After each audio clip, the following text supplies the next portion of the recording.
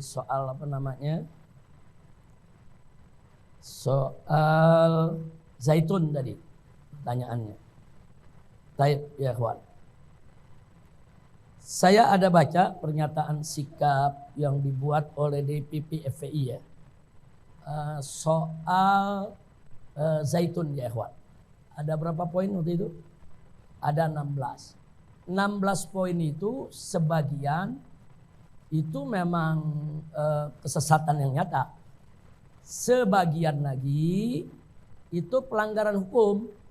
Pelanggaran hukum yang memang harus diproses hukum supaya ada kejelasan untuk agar tidak menimbulkan kegaduhan. Nah, yang ingin saya garis bawahi satu. Seperti contoh kesesatan yang nyata perilaku daripada zaitun adalah dengan menyatakan atau berpendapat atau menganggap kalau Al-Quran itu adalah kalam Nabi Muhammad SAW. Ini pendapat dhal mudhil. Bahkan ini pendapat bisa masuk kategori kufrun. Saudara, karena nggak ada ulama semua sepakat. Sampai Mu'tazilah sekalipun yang mengatakan bahwa Al-Quran itu adalah makhluk, tetap mengatakan Al-Quran itu kalamullah. Mu'tazilah saja mengatakan Al-Quran itu makhluk, tapi tetap dia katakan kalamullah, dan nggak mengatakan kalam Muhammad ya kawan. Sementara Zaitun mengatakan ini kalam Muhammad, nggak ada ulama. Justru kalau ada yang mengatakan, bertanya kepada kita apa dalil kita mengatakan Zaitun ini sesat gara-gara hal itu, kita kembali melontarkan pertanyaan, kita balikin. Wah, Anda sendiri punya dalil apa? Ulama mana yang mengatakan kalau Al-Quran itu adalah kalamul khalqi? Gak ada ulama yang mengatakan kalau Al-Quran itu kalam makhluk, gak ada. Al-Quran makhluk, ya, itu pendapatnya Mu'tazilah. Tapi kalau Al-Quran sebagai kalam manusia, Mu'tazilah gak pernah berpendapat sedemikian rupa. Semua sependapat bahwa Al-Quran itu adalah kalamullah. Nah, itu yang perlu kita ini kan. Apalagi dia katakan qala Rasulullah sallallahu alaihi wasallam fil Qur'anil Karim. Itu udah nyata-nyata menisbahkan Al-Quran sebagai kalam Nabi Muhammad sallallahu alaihi wasallam. Nah, tapi kalau ada mengatakan lagi, tapi Panji Gumilang mengatakan qala Rasulullah sallallahu alaihi wasallam wahyan fil Qur'anil Karim. Kalau dia katakan begitu, saudara, ini talaub, ini kalimat. Ini namanya talaub. Kalau kita katakan qala Rasulullah sebagai wahyu, itu hadis qudsi. Amma yarwi min rabbiki, itu sudah ada definisi sendiri. Jadi jangan Al-Quran didefinisikan sebagai kalam manusia. Satu lagi saya mau tambahkan, kelompok liberal.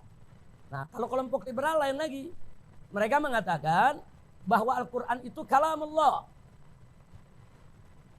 Tapi kalamullah itu dengan lughatullah, dengan bahasa Allah, yang tidak ada satu manusia pun paham itu lughahnya. Sehingga Muhammad menerjemahkan lughatullah ke dalam bahasa Arab. Jadilah itu Al-Quran yang kita pegang saat ini. Jadi liberal di sini mengecoh kita, seolah-olah mereka sama dengan kita, mengatakan ini kalamullah. Dia bilang iya, Al-Quran itu kalamullah. Tapi Al-Quran bahasa Arab itu tetap saja Muhammad yang menerjemahkan. Artinya kurang lebih sama dengan yang Panji bilang bicarakan, bahwa Al-Quran yang kita dapat sekarang adalah kalam Nabi Muhammad. Na'udzubillah min dalik. Hati-hati ya kawan. Ini nggak boleh dibiarkan, dan ini bukan soal furu, bukan. Ini soal usul. Nah, kalau kita bicara usul, ini bisa mengantarkan kepada kufur. Sekurang-kurangnya mengantarkan kepada dolalah. Itu merupakan bid'atun dolalah. Jadi sudah benar. FPI bikin pernyataan poin tentang Al-Quran itu sudah benar ya kawan. Jadi nggak usah ragu lagi. Memang ini sesat, saudara. Seperti yang tadi contoh saya katakan, kalau kita bicara soal apa tadi, adzan ya. Ya, adzan menghadap kiblat itu sunnah. Kalau adzan menghadap jamaah ya makruh. Memang makruh, bukan sesat. Tapi kalau adzan menghadap jamaah menjadi doktrin, nah ini kita bicara doktrin. Dengan cara-cara yang sedemikian rupa. Kan ada cara-cara gitu. Saudara, cara-caranya sampai seperti kayak upacara, seperti pemandu musik, pemandu konser. Ini namanya tala'ub biddin, saudara. Jadi yang bisa mengantarkan kepada kekufuran atau kesesatannya bukan azannya, bukan menghadap jamaahnya, tapi doktrin dengan tata cara yang mengada-ngada, yang gak pernah diajarkan oleh Nabi maupun ulama salaf dan khalaf. Ya, kira-kira jelas tidak? Nah, jadi jangan nanti kita bilang azannya yang salah, jangan kita bilang wah ini sesat nih gara-gara azannya menghadap jamaah. Enggak, azan menghadap jamaah enggak sesat, saudara. Makruh, saudara, enggak sesat. Tapi kalau jadi doktrin, azan harus menghadap jamaah. Tangannya kalimat pertama harus begini, kalimat kedua harus begini, kalimat ketiga harus begini, kalimat keempat harus begini. Ini dalilnya minen. Saudara, kira-kira jelas gak? Nah, sekarang saya katakan itu doktrin. Kenapa doktrin? Karena dilakukan oleh semua santri. Itu namanya doktrin. Santri didoktrin, petugas didoktrin, guru didoktrin. Semua harus mengikuti itu. Kalau dia sudah merupakan doktrin, bid'ah dolalah. Kira-kira jelas ya? Nah, supaya kita tahu tuh cantelan bid'ahnya di mana, cantelan sesatnya tuh di mana. Sebab kalau kita nggak jelaskan nanti orang pikir masa sih azan menghadap jamaah sesat? Orang juga bingung sesatnya di mana. Nah, karena ini pernyataan sikap dan FPI memang nggak mengurai dalil, cuman poin-poin saja. Nah, kenapa nggak diurai? Kan dalam pernyataan di situ udah ada dorongan ke MUI untuk mengeluarkan fatwa.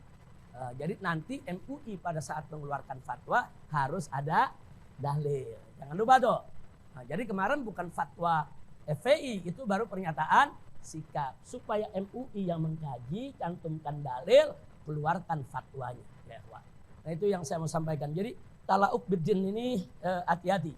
Contoh seperti begini. Orang menenggak minuman keras. Dosa. Enggak kafir, saudara. Tapi dia nenggak minuman keras pakai baca bismillah. Bismillahirrahmanirrahim. Dia tenggak minuman keras. Bismillahirrahmanirrahim. Dia zina. Ini tala'ub biddin ya. Ini dia mempermainkan agama. Kalimat suci dipakai buat maksiat. Itu kan memperolok-olok. Itu istihza. Itu istihza. Memperolok-olok agama, saudara. Itu memperolok-olok ajaran Nabi, saudara. Itu yang seperti itu bisa mengantarkan kepada kekufuran. Atau yang lagi ramai di medsos saat ini, saudara. Orang mempertanyakan, masa sih gara-gara mimpi aja mau nyembelih anak, udah menyembelih, gara-gara mimpi nggak jadi, diketawain ya, Pak. Itu bisa kufur, dia memperolok-olok istihza biddin. Kira-kira jelas ya. Nah, jadi istihza itu juga termasuk salah satu sebab bisa mengantarkan kepada kekafiran. Na'udzubillah. Seperti menghina Nabi, sepakat ulama. Sabur Rasul, sepakat semua ulama. Ya, dari ahlus sunnahnya, di luar ahlus sunnahnya semua sepakat. Saudara, man sabbar Rasul faqad kafar. Barang siapa yang mencaci maki Nabi, maka dia sudah kafir, saudara. Nah, jadi jangan talaub, jangan main-main dengan agama. Agama ini bukan bahan bercandaan, bukan bahan bermain-main, bukan bahan olok-olok ya, kawan. Jadi istihza biddin itu termasuk tala'ub biddin. Atau menggunakan kalimat-kalimat Allah bukan pada tempatnya untuk menjadi bahan candaan, bahan olok-olok, itu semua tala'ub biddin. Na'udzubillah min dzalik.